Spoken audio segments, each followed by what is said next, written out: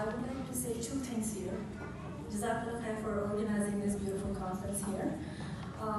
Youth engagement is not just a one-off thing. Youth engagement is a consistent, constant process. And we all have to be a part of that. We spoke about marriages, we spoke about the problems and issues in our marriages because we are not actually investing the time, spending the time on our youth. We're not moving in the proper direction. I come from a Pakistani background and I see our youth struggle on a daily basis. I'm a mentor of our youth since past 8 years. I mentor them academically and I also mentor them to be successful in their careers. I support them during summer and they struggle on one thing, and that's the cultural differences that we have. A lot of youth that I mentor are not confident to actually talk to their parents. They're not confident enough to actually bridge the gap because they don't know how to. A lot of them say, you know, Farina auntie or sister Farina, I want to share something with you, but I know that I cannot share it with my mom or my dad because they won't understand. So how did we come to that point as parents? Why can we not understand our youth? That's a very important question for us to ask ourselves as parents. Why don't we understand our youth? Why don't we understand their issues, their challenges, and why don't we actually cherish their successes, their accomplishments as parents?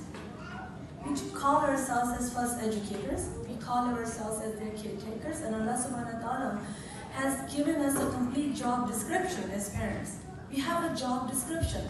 So when we have a job in community or any other workplace, we actually abide by the rules, we follow a certain guideline, we actually follow the standards of our employers.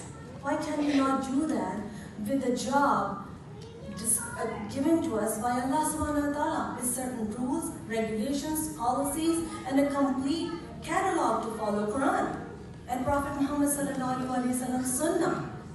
We have to ask these questions to ourselves before we actually see more disasters in our families. They don't know better.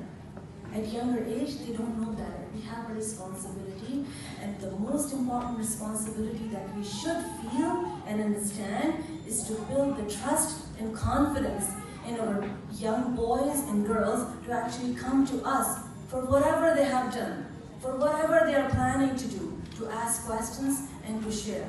I'll leave you with this thought and this question to ask yourself when you go home, inshallah. And one more thing. I have been supporting the youth for their education and development, and I have just started a very small structure of a high school, which is from grade 9 to 12 right here in Mississauga. So anybody who's looking for support academically for their children, grade 9 to 12 for credit recovery or anything, we have the flyers at the table. Hafsa has the flyers here, so anybody who would like to take a flyer home, come and talk to us. We provide guidance, we provide career counseling, and we do provide the pathways to success support. Thank you, JazakAllah Khair for listening.